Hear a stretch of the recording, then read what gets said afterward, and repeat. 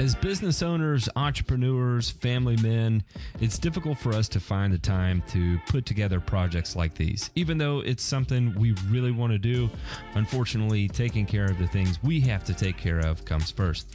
However, because of viewer support for people like you, we're able to continue doing this. Please consider joining our Patreon and supporting the Burn and Return podcast.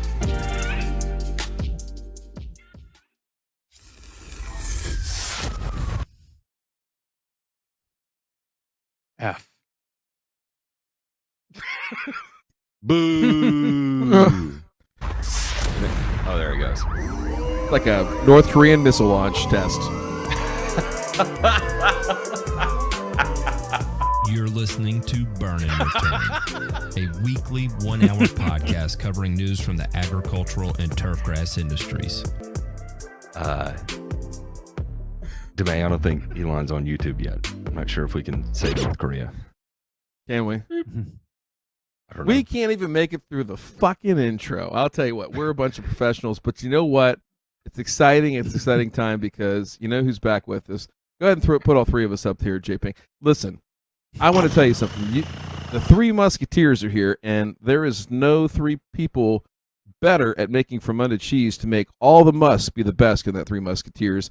You've got Matt Martin here, Ray Ito, and myself, all from the deep, dark stretches of Taintville, and we're ready to talk about turf. So, gentlemen, why don't we just jump right into those headlines and see what's been going on?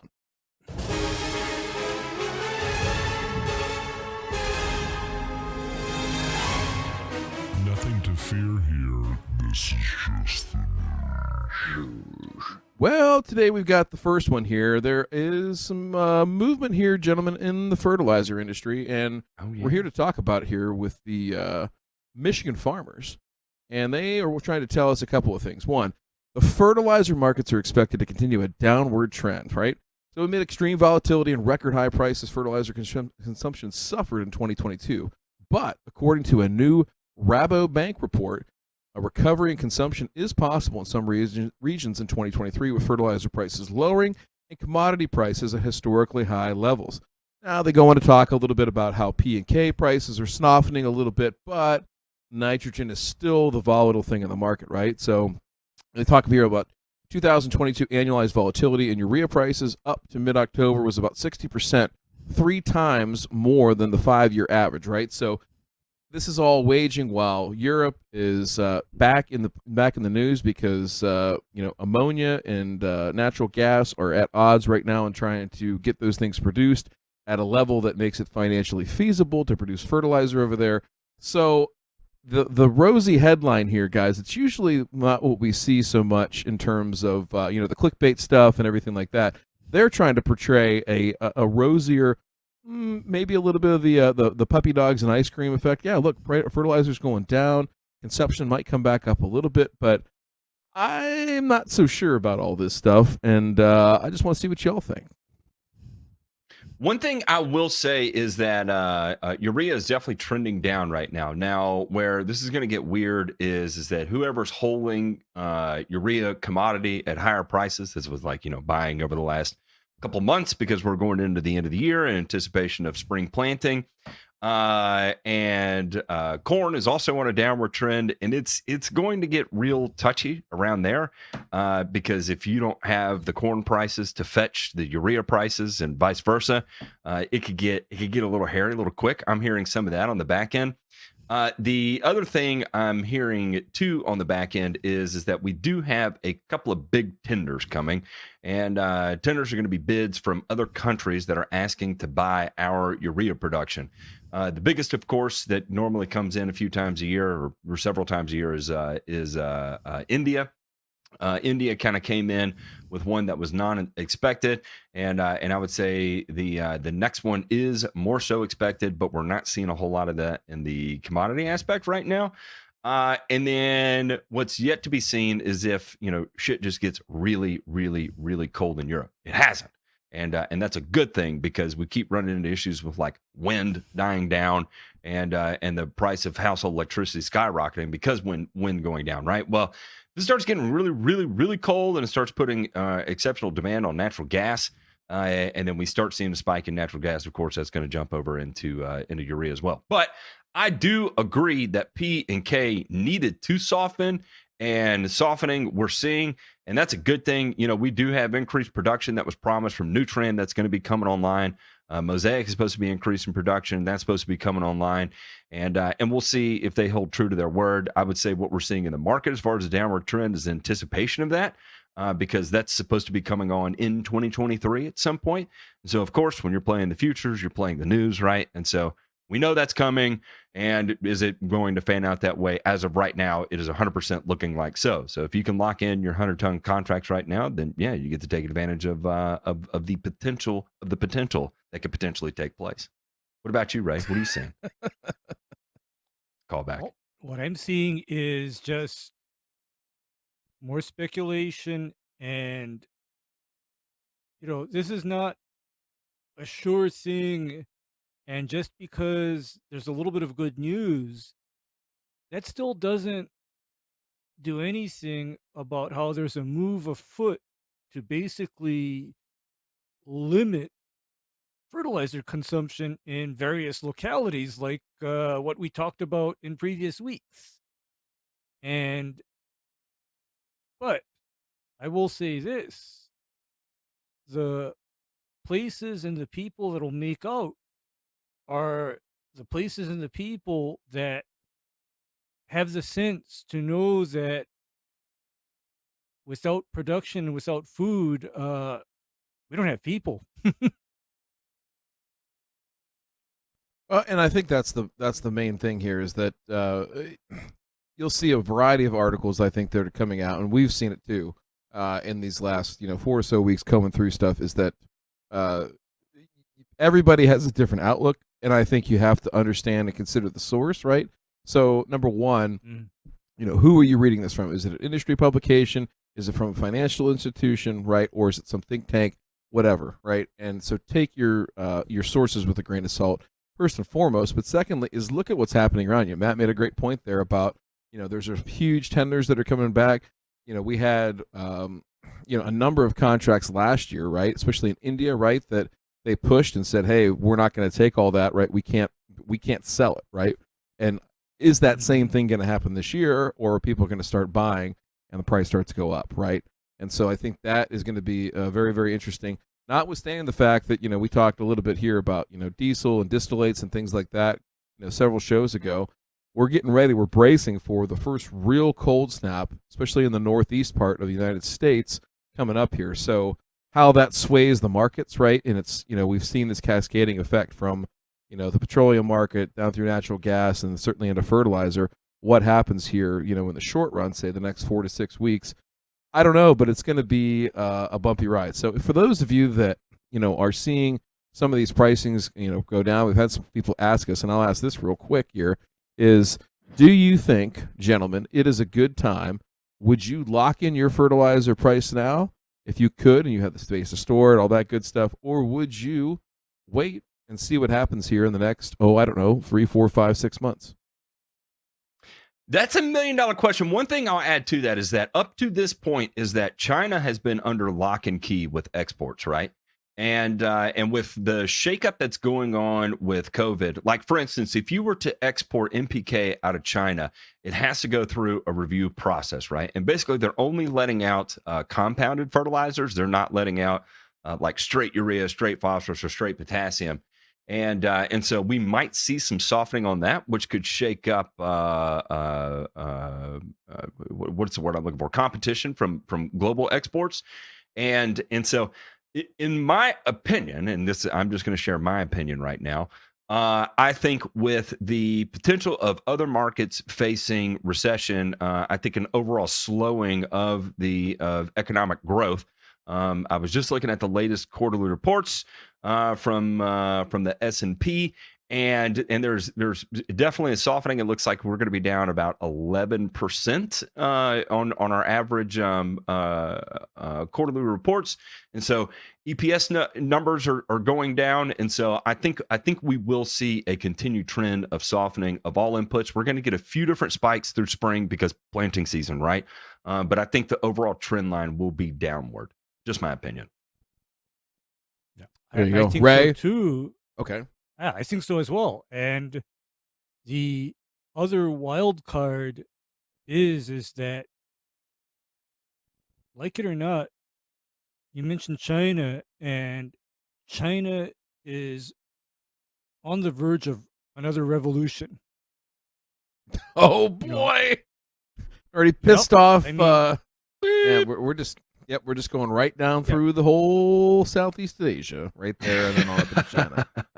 Well, it's it's just the signs are there, and the reason why this is significant is when China locks down and says nothing comes in, nothing goes out, guess who suffers? Guess who goes without? Yeah. Because No, because I get it. China to this time, they've enjoyed a measure of prosperity because of how they're essentially the main exporter of anything and everything the rest of the world could possibly want. But of course, 2020, 2021, and 2022, that all changed, right? Because here's the rule. Nothing going in, nothing coming out, and nothing moves. I mean, Matt, can you imagine even ships not being able to enter China and the ships that are there already not being able to leave? No, and I can say, here's the reality of that situation is that, there's going to be a general lag, right? That when that is enacted, the lag between which we feel it is going to be a time frame there, just based on the number of containers that are in motion and all that fun stuff. And right now, there's we're in the whiplash effect, right, where there's a shit ton of containers that are available. Oceanic movement of materials is at lows. It's still well above pre-pandemic levels, but it's much lower right now versus where it was.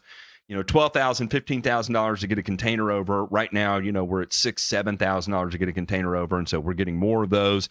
They're unloading faster. The production increased the number of containers available. You caught up, and now we've got an excess of those, and so we're kind of in the whiplash effect. And so, say that did occur. Well, we've still got a metric shitload in transit that are going to be over here, and like a lot of the things that I've noticed that we've covered over the years is that we'll start talking about something. We don't see it in regular news production until, anywhere from 2 to 4 weeks after the fact, right? And and so that's the thing you kind of got to be aware of. You've got to pay attention to some more in industry types of sources of information to be ahead of the curve on that, because otherwise it'll show up and get you, and you had no idea because, well, it wasn't on NBC, it wasn't on ABC, it wasn't on CNN or whatever. And so you kind of got to be plugged into the weirder areas of the internet, if I don't say so myself. Well, not that weird, DeMay. Keep your nub to Speaking of yourself. China, Yeah.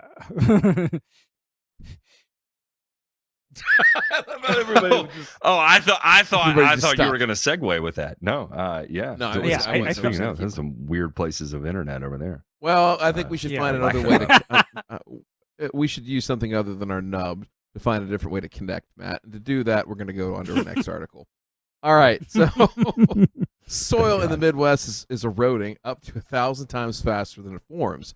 UMass Amherst study finds. It's coming out of the Boston Globe. So the rate of soil erosion in the Midwestern United States is 10 to 1,000 times faster than pre-agricultural rates, according to a new study from University of Massachusetts researchers. So they want to talk about, the basically the soil in the Midwest, some of the best in the world, this, that, and the other thing. This article, basically what they sought to do, gentlemen, is they looked at tiny trace amounts of beryllium-10. And beryllium-10 has come down through different meteors and other cosmic rays, things like that, right? And they're able to basically figure out where did we start with and where have we finished in terms of the amount of beryllium-10 in soil across the Midwest. So they took out soil samples across 14 sites in Iowa, Minnesota, South Dakota, Nebraska, and Kansas, and used those as a basis for this test, right? So in this experiment, right, they looked at pre-agricultural, pre-farming practices before Europeans came across and settled America and started what we now know as conventional agriculture, and an agrarian society shifted into an industrial society, all that it was eroding at about 4/100ths of a millimeter per year. So the natural erosion rate represents the soil's equilibrium point where soil accumulates as quickly as it wears away. So anything that increases that pace above that number, the soil suggests it's displacing faster than it's building up. So right now they're saying that rate is somewhere up to 1,000 times faster than the natural pace, and suggesting that this is eroding way, way more quickly. So, gentlemen, what do you think here?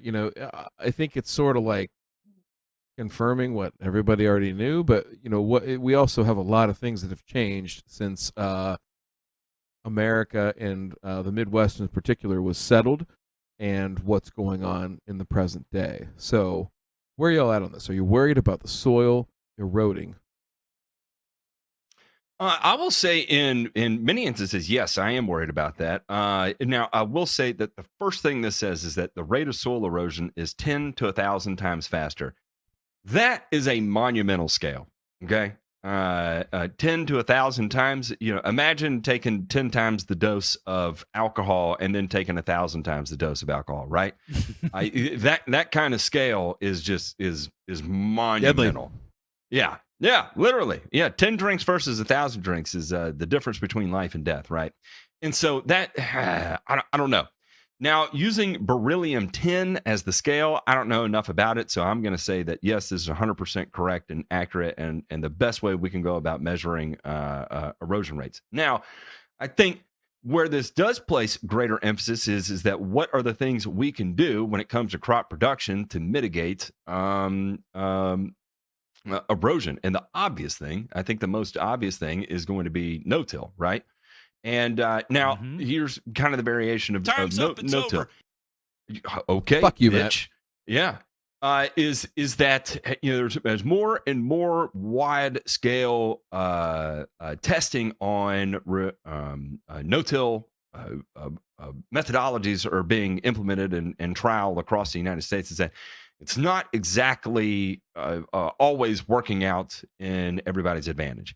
And I'll give you a fun little follow here is Dr. Andrew McGuire. He's at Agronomist Ag on Twitter, and he covers a lot of specifically this. He likes to do a lot of fact checking on the regenerative ag side of things and highlight the positives and the negatives, and basically just show that there are positives and negatives each.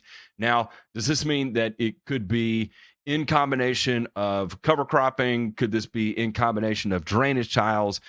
Yeah, probably. There's not going to be one smoking gun to the whole thing, but if you put together a whole programmatic approach towards solving this, then I think you could mitigate a lot of the erosion that we are facing. Because if there's one thing that is for certain that I think is undeniable, is that erosion, exactly like it says right here, if left unchecked, is bad, inherently bad. Ray? Yeah, absolutely. And here's where I have a question for everybody.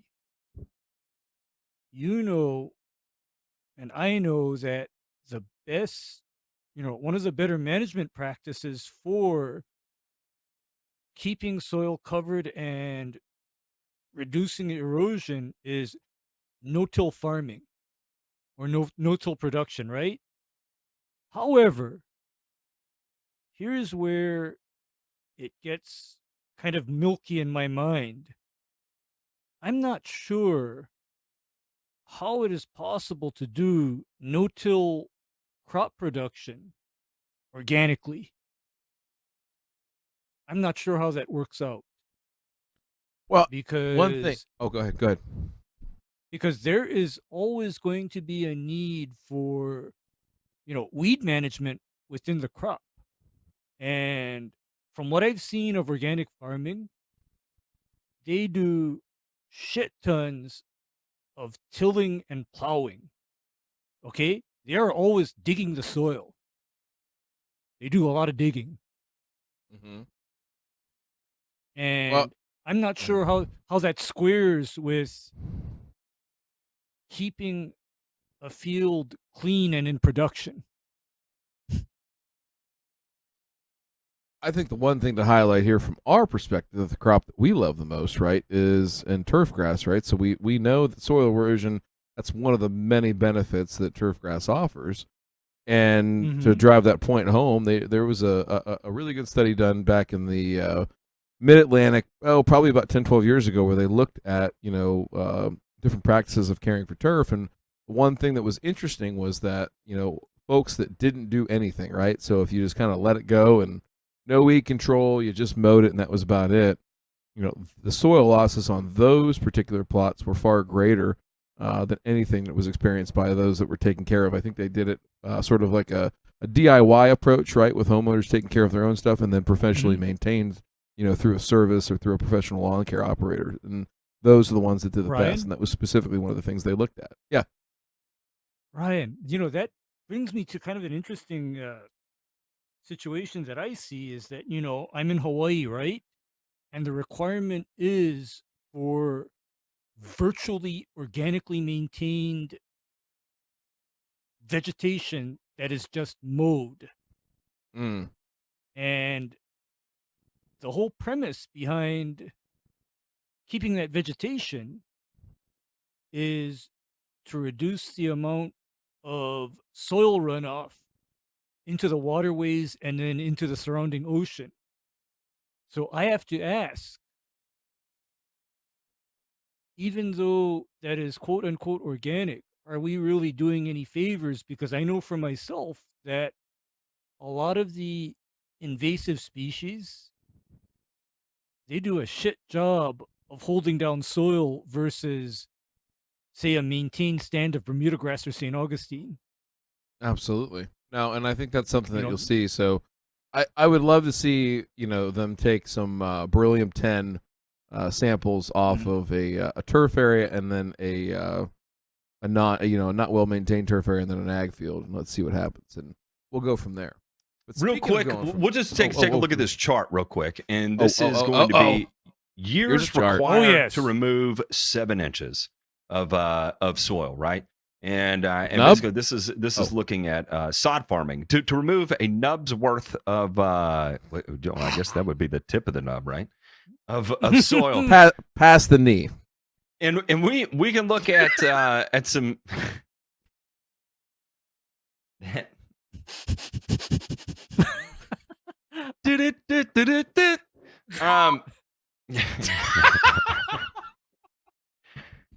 wow.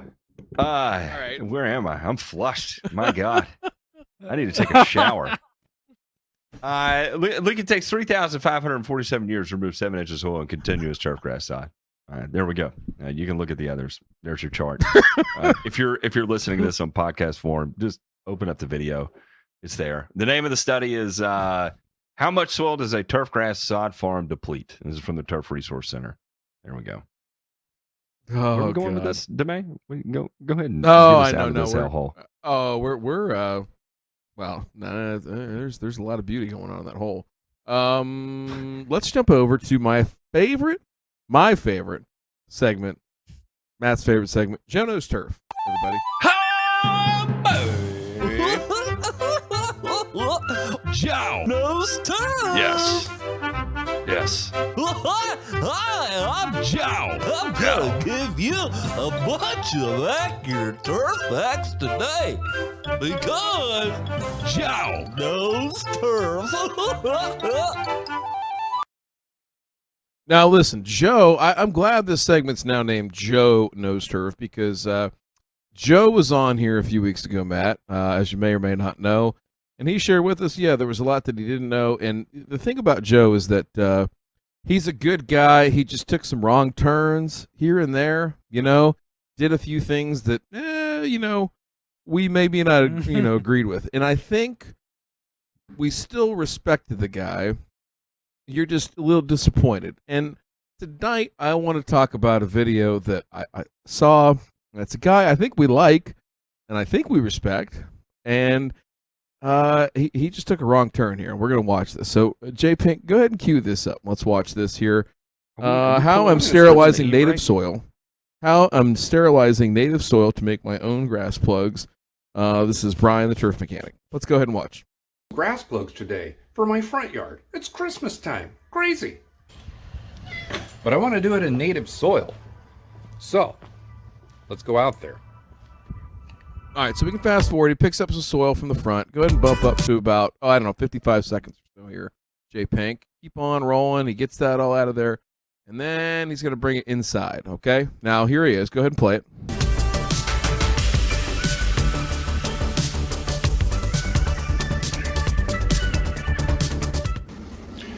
My backyard. Pause. Two things. One, it feels like, and when I watched this, I got like some Alan Hayne vibes, from that soundtrack. He's got that like Flock of Seagulls cover band thing going on there, which is fine, And the other thing that J Pink just reminded me of that added the second thing for me was when he sped that up to 1.5x. I feel like I got the star. All right, let's go ahead. All right, the concept here is if you want to use native soil to make some plugs, or at least use native soil to grow seed inside the house and then take it outside later when weather is better. The whole point here is we don't want the undesirables coming back into our little seed pots that we're going to be making. Now, I use solo cups because you can buy them in bulk and they're not that expensive if you buy a lot of them. And they're deep, so that's why I use them. I just poke a little hole in the bottom. That's all you really need. Pause. I just show up on Frat Row on Friday night in Knoxville and just grab a whole stack of those and walk right out. That's how I keep my research program going. Go ahead. Now I'm pulling the large chunks out, but I'm purposefully leaving a few of them in here so you can kind of see what happens.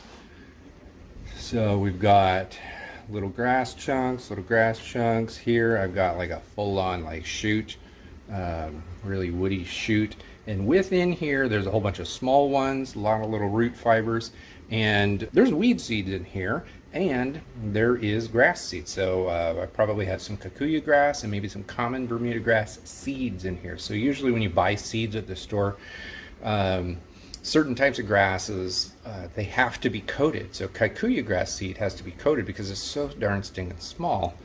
And so when they're in the soil, you just don't even see them. The common kikuyu, common Bermuda, and of course all of the weeds that we don't want make seeds. They drop them in the soil, and that's why we have weeds. So if I want to use native soil to grow desirable grass from seed, I don't want the weed seeds in here. So what I'm doing, and I'm only doing a minor, like a tiny little demonstration here for you, and I'm going to do the rest of it off camera, probably in like a wheelbarrow, so that I can do larger chunks at a time. But I'm going to go ahead and put this, look at, there's a little ant. Yes. We're going to go ahead and take this, and I'm going to loosely put a lid over it.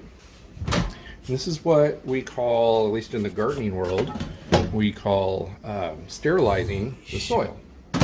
Usually you sterilize the soil when you're going to be doing seed starting. You can go out to the store and buy seed starting mix that is already sterile, but that costs a lot of money. And the seed starting mix does not match the native soil that you're going to be putting the grass into. That's why I think this is a pretty cool method.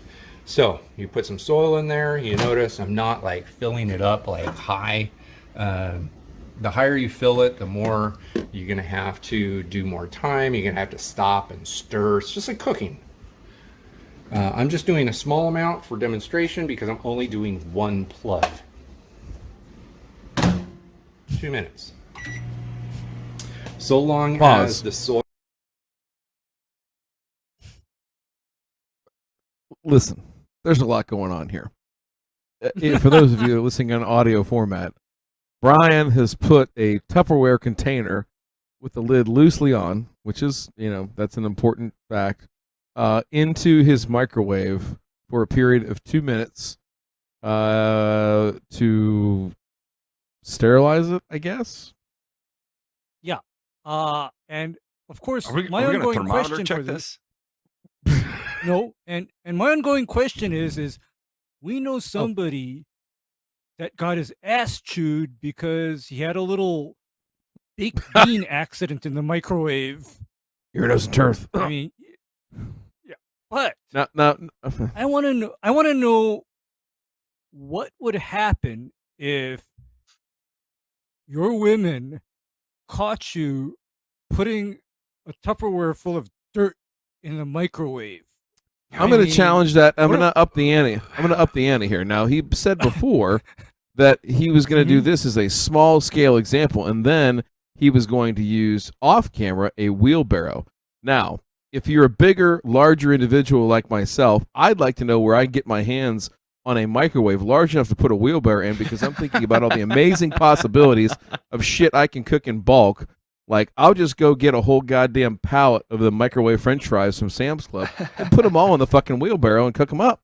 It sounds delicious. Yeah, or you should see yeah, the what thing of about ketchup I have. the 25-pound case of chicken nuggets, right? Oh, yeah. Brian? Yeah. Go. Right? Now, Go. the other Matt, to your point about how hot this is going to get, this is only speculation, but if you've ever bitten to a hot pocket right as it comes out of the microwave and it's boiling fucking lava hot, I think that's what we're going for right here. Okay, I assumed, but I was just making sure we were going to verify it, because I mean, theoretically, this does make sense to me to at least eliminate the seed content, or at least that plant material from regenerating in the grass. Nat, but if we're not going to hit a certain temperature, yeah, we're not going to hit temperature, and we're not going to hold that temperature for the necessary amount of time, because I've always known soil sterilization as 150 degrees for an hour. That's minimum sterilization temperature. If you don't hit that, you're not doing anything. You're just messing up the microwave, and you're going to piss off your lady, and your shit's going to be out on the driveway. is there something about the microwave rays that are going to be contributing to this? Is it no? Because I don't know. microwave rays do not penetrate. They only react with the outer surface of the soil. It's not like what the Russians used to do, where guess what the Russians used to do back in the old days? I don't know if I want to know. No, they used to gamma sterilize anything and everything. I'm talking about exposing stuff to a chunk of cobalt 60. Make that fucker glow in the dark. Okay. All right, play this. Let's see what. Soil is a little bit moist and damp to the touch. You're basically going to be killing all of the soil bacteria, all of the fungi, everything. Everything alive in the soil is going to die. It's going to be sterile. That's the whole point here. Once it comes out, it's going to be very hot. And I'm going to put it here on the counter. I'm going to stir it up with a clean spoon and let it cool down. Yeah, Joe. And then I'm going to put my sterile native soil into my little red Solo cup. I got to remember to poke that. Doesn't that sound, I mean, you put the TV dinner after this, doesn't that sound so Californian? Kikuyu infused Salisbury steak. Fuck that. Come on. All right. Let's but really, what's the point in sterilizing it, right? Why are you concerned about the native bacteria and fungi? I mean, especially if you're going to be planting grass right back into it. It's not going to go into it. It's coming right back. It's coming right back, but then him doing this is probably not even really going to kill the weed seeds or the rhizomes, because 2 minutes. That's what I thought the initial outtake was. But there he said he's going after fungi and bacteria, which I think you're going to be hitting high enough temperatures to do that. But I don't. For what? Like, what are you concerned about? Why? That? Are you concerned that are you killing Rhizoctonia and is never going to come back? Because if you think that's the case, that's a farce. It's in air. You wish. Literally, wish. We will breathe it in the air that we're breathing right now through the course of the year. Mm-hmm. So I don't know where this is going. Let's let it finish So up. put it in the solo cup, and then I'm going to put my actual desired seed in there once it's so cool to germinate it. All right, now we're done. That is literally all it takes to kill everything off. See how steamy it is? Now this It's grass, steamy. Yeah. still green, but this is dead now that we've nuked it. And in theory, all of it, look at this, is even floppy now. This Time's wasn't up, it's floppy over. before. We've cooked it. Bitch. So I'm going to let this cool down. And then I'm going to sift the bigger chunks out for, just for the sake of planting. And I'm going to put the soil in here. If I need some more to do the cup, then I'm just going to grab more. Because I want to fill the cup all the way to the tippy top. If you notice, when I pulled the dirt out of the ground, I actually sunk. He went through the process of sterilizing it, but then he's just going to top it off with non-sterilized? To Yep. fill it up with the cup? Oh, man. You see, Mr. Martin, we were short on sutures, so we took some out of this cadaver over here in the morgue, and we sewed your whatever up, your nub. Let's clean it It's up. actually we borrowed. It came from your mom. It's the same blood. It's good. it's actually Yeah. lacerated in an industrial wheelchair accident. Oh boy. All right, Oh. listen, Brian. He puts out a lot of content, and I think he's I trying. like the get it done in the house for as cheaply as possible aspect, but it's just that, are you really accomplish anything by doing that? That's Yeah. in that. My argument is that you're Oh, yeah. really just spinning your wheels for no reason at all. I'm not sure what Yeah, kind of it's going to- sterilization you think you're truly getting out of that.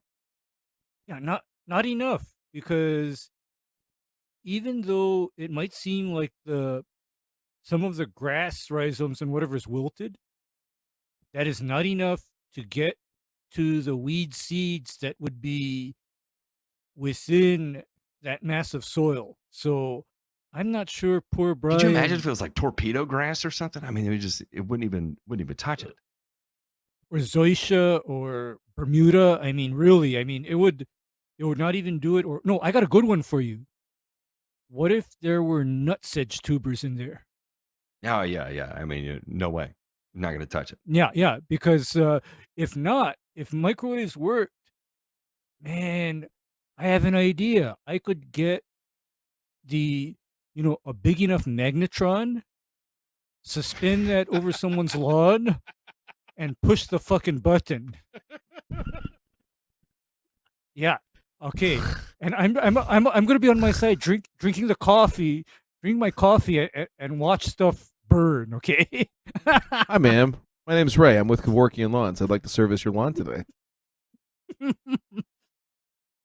All right, with that, And close the blinds. here's your lead vest. Stand over there. Yeah. Exactly. Anyway, go. Jay Fink, let's think about somebody else who's had to wear a lead vest before around Ray. Let's get to the burns, Sheila.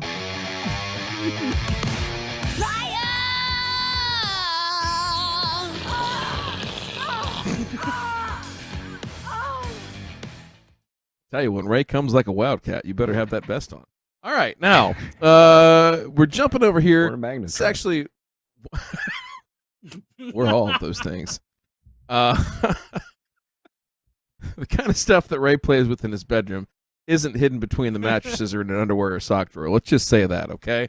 Now, all that being said, U.S. lawmakers call for enforcement of Mexico's USMCA biotech commitments over GMO corn ban. So, if you don't remember what's going on, we talked a little bit about this. Mexico is in the process of banning all GMO corn from coming into their country, which kind of screws up a lot of the trade deals that we already have in place.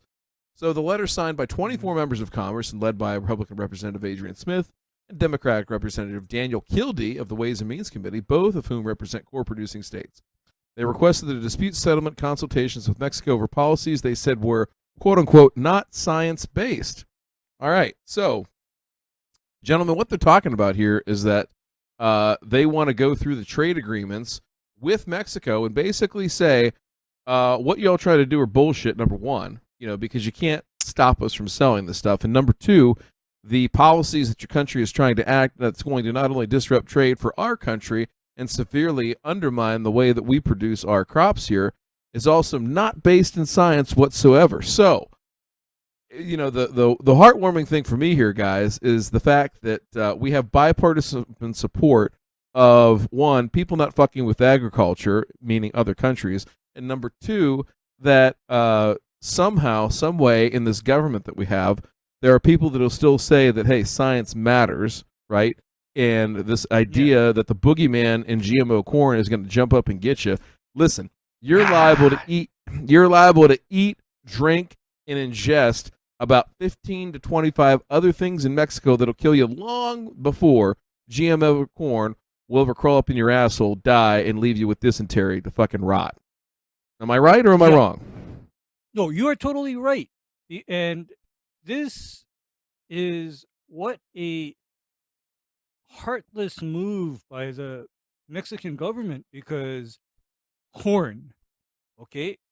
Corn is a staple in Mexico, because without corn, no more tortillas, no more tamales, you know, and those are the two big things off the top of my head. And here's the thing, that GMO corn, if that were true, as to GMO corn being the devil that it is,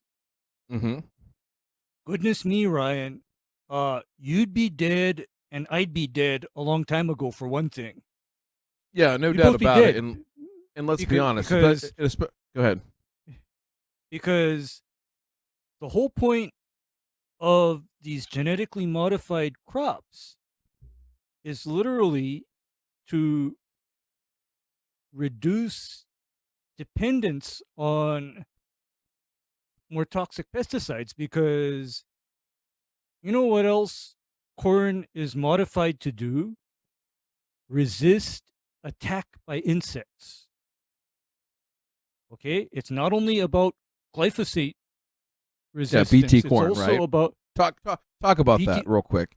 Educate, Yeah, okay. Don't you have to go down the wormhole all the way, but educate our listeners about BT corn, how it works, and why it's so important. Okay. You know, from the time that the corn is a seedling up until the time that it's ready to produce an ear of corn, corn is basically delicious to all manner of caterpillars.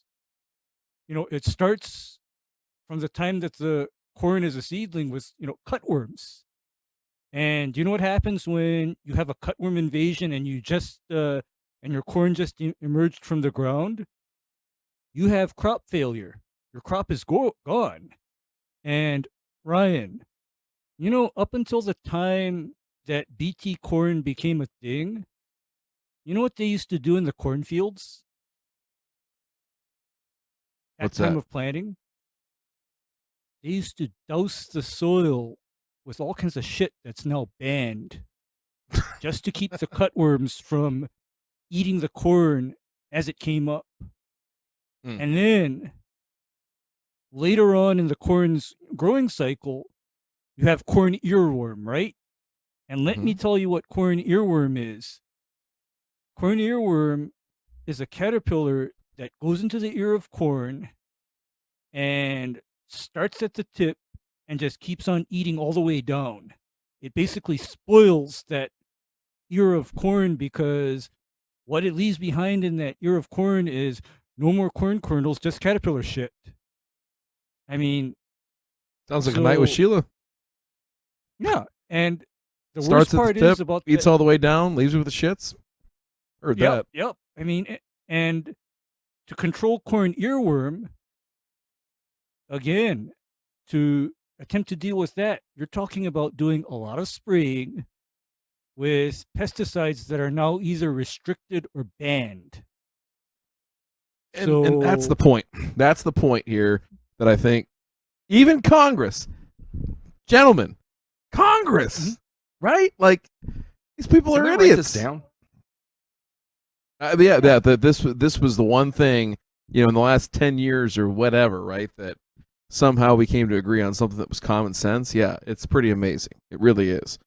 But I Mhm. guess from this sense, Matt, what if you were in their seat, if we were going to send Ambassador Martin to the negotiating table for this, what would he say about the Mexican government trying to, one, restrict our trade, and two, restrict it based on some goofy cockamamie? I'll go ahead and say it. I'll criticize it. It's fucking dumb. It makes no sense. So help me out here. Well, I'm gonna assume I heard the rest of your question there, so you got a little laggy, but I'm gonna go ahead and answer it based on what I think you were asking. First, I want to make a point and say that if I was sent over as a delegate to try and negotiate this, I would be in Mexican prison for the rest of my life. That is without a doubt. And then secondly, my approach would be like, what exactly do you think is going to happen? Like, what is your desirable outcome out of this, right? We know how much you import. That's no secret. Where is it going to come from? And at what price are you going to get it? And who's going to pay for it? Because that seems to be the giant mystery in this whole thing, is that if they're getting 18 to 20% of their white corn right now from the United States, who's making up the difference? Where's it coming from? And if you're going to be imported from some other country, at what cost? So it's a strange. What cost? Yeah, the self-sacrificing underlying fact of this whole thing is what's so bizarre. Now, I'll say the second piece of this, and I'm gonna strike out at our own brethren here internal in the United States, and this is because I listened to something the other day of I can't remember what it was. Oh, it was what's his name? Tim Pool was talking about glyphosate use in the United States, and I think this plays right into the whole GMO as food phenomena that we see from food purists, that these types of foods are making you unhealthy. And basically what the guy was saying is that he ate organic for a very, very small amount of time, and then he correlated that into that truly made the difference in how he felt. But here's the reality of the situation. This is where, if you really accounted for controls in this to provide an apples to apples comparison, what likely happened is that guy went from a diet of Kit Kat bars and Reese's cups, and then switched over to eating actual food for a week, and then noticed that he felt different at the end of it, regardless of whether it came from GMO crops or organic produced crops or local farms or farms from who knows where. The reality of the situation is that if you're eating real food, period, food that you're preparing in your house and consuming, it's going to have a tremendous health impact on you. So I want to get it out of the way that before people start saying, well, it's your health that you're sacrificing. That's bullshit. That is 100% complete and total bullshit. Until you can start putting something in front of us that's peer reviewed that shows outside of that, then I will continue to hammer that. So if you are currently on a diet of hungry men, microwavable dinners, and then you switch all of a sudden to eating actual vegetables and shit, and you notice you feel better, I promise it doesn't matter whether it comes from a GMO or an organic crop source. You will feel better because you're eating actual food again. And listen, go ahead, Matt, or go ahead, Ray. Sorry. That is where I take the most issue with people that blame glyphosate for anything and everything, because I have to think now, they accuse glyphosate of doing all of these things biologically within the human body. And you know what? My God, if that were true, Matt, do you know what would happen? Glyphosate would not be sold as a herbicide. The pharmaceutical companies would snap that up and turn that into a pill that costs you $100 a pill to take, if that were the actual truth. So I call crap on the idea that glyphosate does X, Y, and Z within the human body, because here's one that I heard that kind of is of importance to me, is that it is said that glyphosate kills certain bacteria within the gut. Okay, You know, if that were true, then you know what would happen? Instead of people being given high potency antibiotics prior to surgery, what would happen is the surgeon would order up, okay, Mr. Ito, you're going to take a Roundup pill. This will sterilize your gut so he can safely operate on you. And by the way, this fucking pill costs $100-something a pill. So I'm not buying it.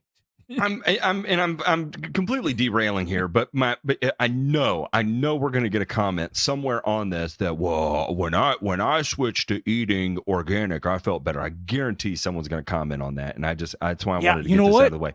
If you go from eating Captain Crunch 6 times a day to replacing it with fucking cucumbers and zucchinis and kale and meat from whatever source you choose, I promise you're going to feel better.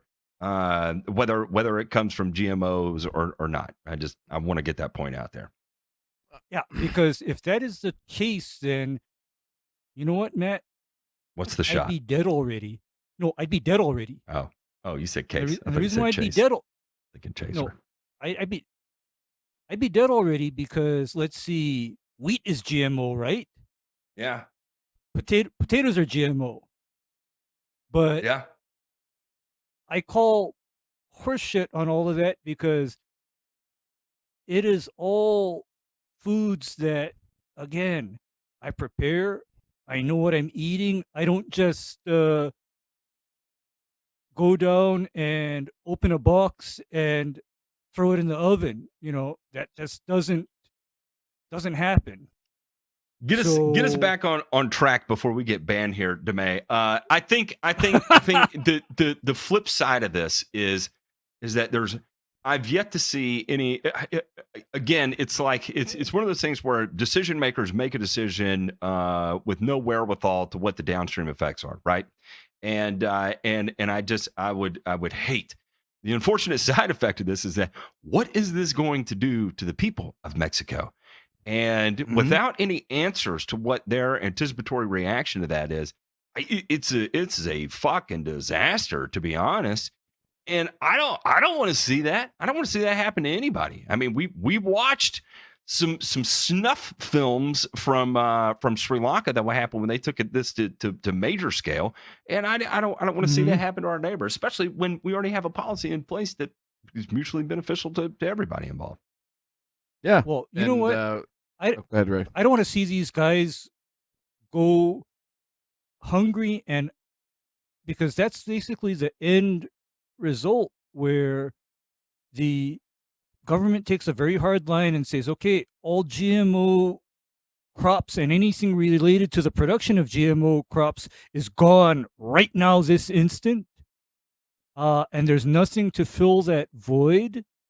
And by the way, you know when you said that the other 80% of their corn comes from somewhere else? If that somewhere else is China or further down South America, like say in Brazil, you know what, Matt? I'd have real concerns about eating stuff from China or Brazil. Do you know why? Because of the chemicals they use. Yeah, because, you know, Roundup or glyphosate would be the least of my worries as far as what would be contained within commodities coming out of China or further down from, say, Brazil. Because Mexico imports of corn, number 1 is the United States, number 2 is China, number 3 is South Korea, number 4 is Japan, number 5 is Germany, number 6 is Malaysia, number 7 is Taiwan, number 8 is Canada, number 9 is Brazil, number 10 is Vietnam. So if you replaced pressure from the United States on those other countries, how cheaply are you really bringing in that corn when you're bringing in? You're not bringing it in very, very cheaply. And if most of your corn is coming from the People's Republic of China, I'm sorry, but I got news for you. Whereas, at least in the United States, I know that the FDA is very stringent about what kind of residues are allowed to be on American corn. Well, I listen, just they I just know they that. they tried it in the 90s with Olestra Ray. They tried to find a new GMO way to make a shit better. But the bottom line is this: is that without corn, right, the world and specifically Mexico loses a very important speedometer for their entire digestive tract. Right? How fast you gonna know how fast that stuff's going through you? So I don't know. Anyway, let's Time's jump up, over it's to over. the returns. La la la la la la la. La la la la la la la. La la la la la la la. La la la la la la. I'm back. We are back, and tonight we got a couple of returns here to talk about nanotechnology, boys. Yeah, really. I mean, it's just it that a rolls off the punchline? tongue. Oh, No, sorry. there's no just nanotechnology. I mean, it's only a punchline of we're going to talk about nanotechnology, and I've got my pants down. But yeah, could improve fertilizer. Study from Utah Water Research Laboratory finds. So new research from the Utah Water Research Laboratory has found that nanotechnology can reduce the environmental impact of agriculture and may soon provide significant economic benefits. So they go on to talk about synthetic and traditional fertilizers and pesticides. And right now they're working with an international team of scientists sought to understand if nanotechnology could develop fertilizers to produce less greenhouse gas gases while still being economically viable. So the paper was published in Nature Food, talks about the positive effects, right? And while there are many groundbreaking findings, it was unknown whether how the innovation of these nano-enabled agrochemicals contributes to the sustainable development of agriculture, said the lead researcher. This has led to question the cost-benefit analysis over whether nanofertilizers and pesticides were both environmentally friendly and worth the added cost to farmers. So, basically what they're saying is that they're looking at this. The initial work, and I think they did publish a poster. There was one at the Horton Crop Science meetings that were there in Baltimore here last month, I think it was. And there is some interesting stuff in there, gentlemen, more so about yield relative to nano and traditional, right? With nano not really taking that big of a drop. I don't know. I think the question here is let's talk about the ag part first, and then let's dive into turf, because there are some interesting responses, right, to nano fertilizers with turf grass in particular. And I'm curious to hear what y'all think if we're going to ditch our spreaders and our skid sprayers and go down to nano backpack foggers and I don't know, Ghostbusters backpacks. Matt doesn't even know what Ghostbusters is.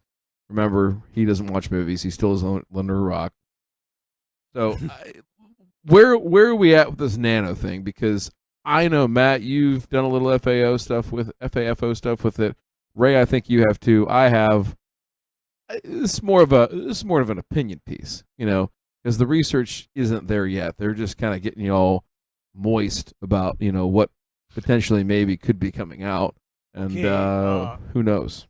Ryan, I'm going to start by saying that I trialed, and I've also seen people use these so-called low-rate nanotechnology type fertilizers and supplements. And guess what I had to do to bring that turf grass back? I had to Regular hit it fertilizer. with my standard soluble 20-20-20 and micronutrients, because that nano stuff that said, a gallon covers an acre and replaces conventional fertilizer didn't pan out. I mean, for Christ's sake, the grass ended up being phosphorus deficient. I mean, it was just alarming. I mean, I saw the grass literally turn purple and stop growing. And that was because of this magic nano starter fertilizer thing.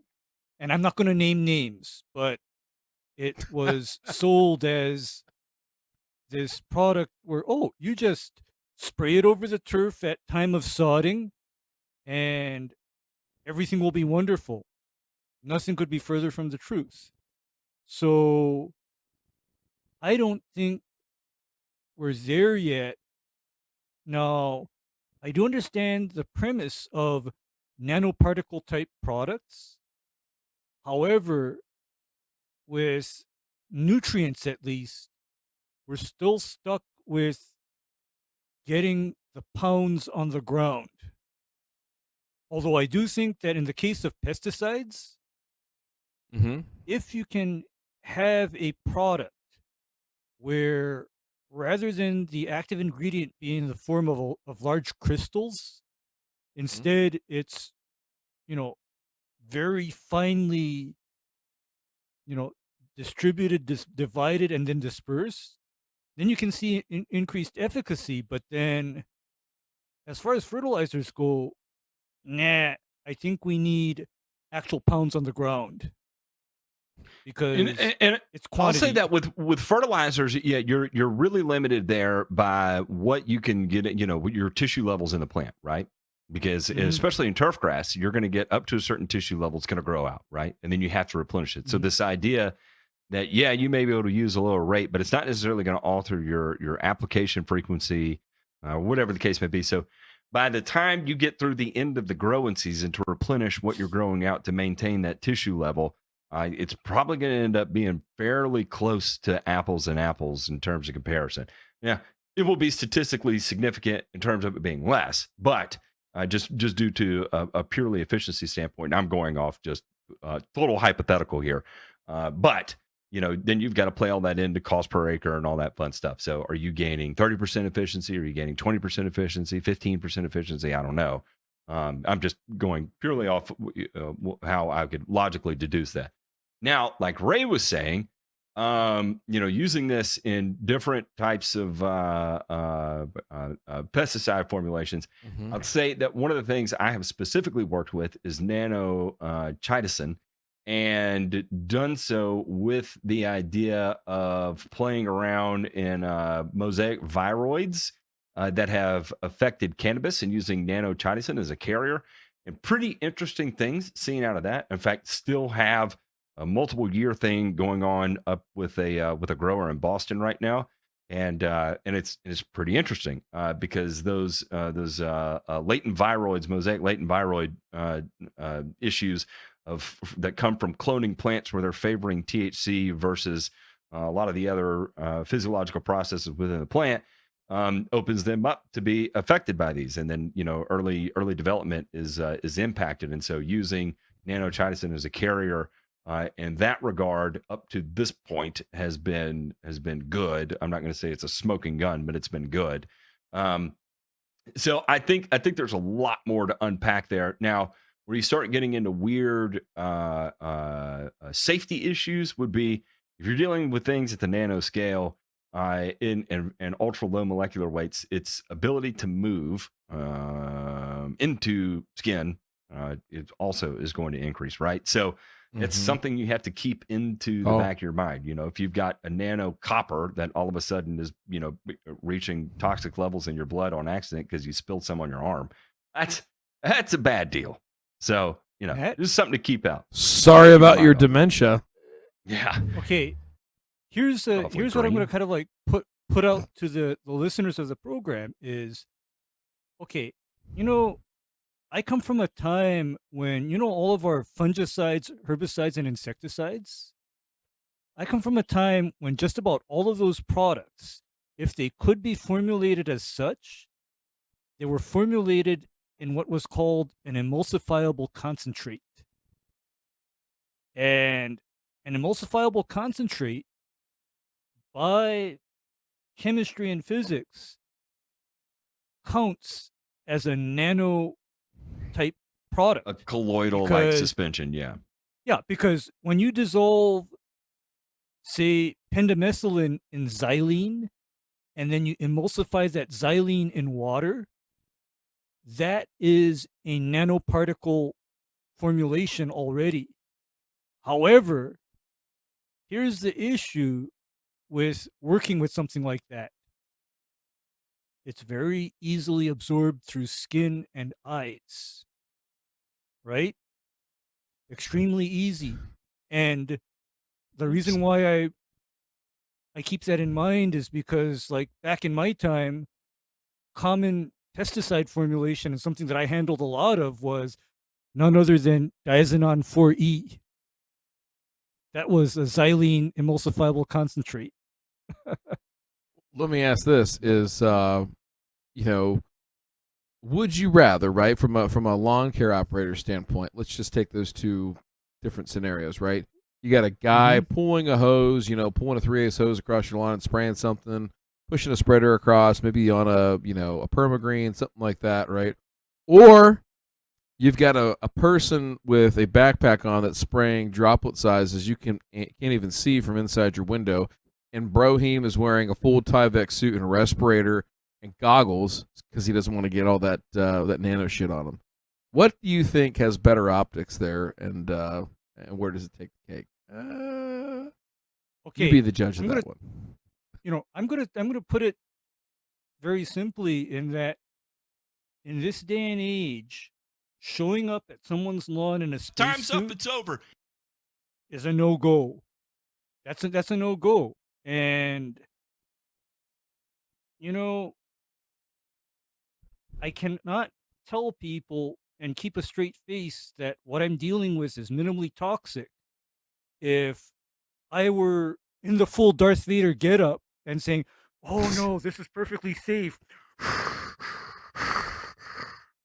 That's not going to fly. So that Fun is- fact: Mhm. Sheila has a Star Wars fetish, and that's how Ray made his first move, and it just went from that. So when Sheila says it's time to talk like James Earl Jones, Ray comes running. He knows it's time to get down. So all right, with that, we're going to jump over to the mailbag. Jay Pink, do we have anything? Well, we do. Okay. Well, let's take a look at this real quick. I got to pull this up. Go ahead. I was going to say, I've got it pulled up if you want me to read it. Oh, well, go ahead and read it. Yeah. It's from Jeff. Please, Cowboy. He wrote in saying, hey guys, Cowboy. living in the Chicago area and have some dead spots I'd like to help fill in. Should I plan to throw seed at the first melt I get in the new year, assuming he's talking, even if it snows over top? No pre-emergent was applied in the fall, and if I do apply pre-emergent in the spring, I'd obviously avoid applying where I throw seed. So basically, dormant seed. Yeah, What do you think? I don't have a problem with it. I mean, if you get a January thaw, something like that, I've found that if you can go a little bit later, go into February, something like that, and even something that you don't see talked about too often is especially as you go a little bit later on frozen ground. The ground's kind of cracked out, a little bit frozen, whatever. If it's open and there's no snow right there, go ahead and throw that seed down, and then as it thaws out, it'll kind of swallow up that seed. Like like it's swinging in a nondescript room and things are being absconded by it. Yeah. Or ensconced, I should say. Yeah, things like that happen from time to time. But anyway, yeah, that's what I do. Boys, any other thoughts to offer? Are you good? You like that one? Yeah, I like it. I like it. I love it. I mean, Here we go. just I love it. just throw down some seed and let Mother Nature take care of it. Yeah. But two things I would caution you on is don't put boiling water on your soil first to heat it up. And number two, don't bring your soil in a microwave and put it in the Tupperware and ruin your wife's Tupperware unless you're going to have a Tupperware or party microwave. yeah. No, and don't dirty the microwave, because otherwise you're going to have bigger problems than a bare spot in the lawn. Just saying. Let's just keep all the kitchen items in the kitchen and keep that hard line division there. So if you don't know what we're talking about, Kevin, I'd encourage you to check out the earlier part of the episode. And the other thing I'd encourage you to do is check out two more things that are very, very important to us. Number one is our Patreon, www.patreon.com/burn-and-return. That's where you can find all the absolute tomfuckery that we talk about before and after the show. It's actually pretty fun. And especially for this particular show, our members have the distinct privilege of naming all these shows. So when you see it come out on your favorite podcast platform, you see it come out on YouTube, and it's got some clever, kitschy title, we're too dumb to come up with stuff like that. We rely on our members to do that for us. and they're Yeah. very intensely funny people, and they know how to take a joke and give a joke too. The other thing that we need to talk about, gentlemen, is this coming Thursday, right? We have paid a significant and ungodly sum of money, wine, and women, actually bourbon and women, to get Santa on this show. Santa will be here answering your questions, so there'll be a link in this show's notes. There'll be I think there's a link in the previous burn and return that we just did, and if you're a Patreon member, you'll see it live in our Discord here. Make sure you get those questions in. Go out and check out the episode we did last year. We asked Santa about who's naughty, who's nice, and, well, who's not growing the best turf. And, again, I think I said it on the show previously, something to this effect, but, he knew me so well that, on a project I did, I put so much seed in one spot. He said he hadn't seen somebody do that since Peter North. And if that guy knows that, then, well, he's watching. I'll tell you that for sure. So, in any case, gentlemen, thanks so much for attending. Have a great evening, and we'll see you all with Santa. The Peter North comment got me. I'm supposed to wait till the end. I'm not even supposed to be talking right now. Sorry, Tifway.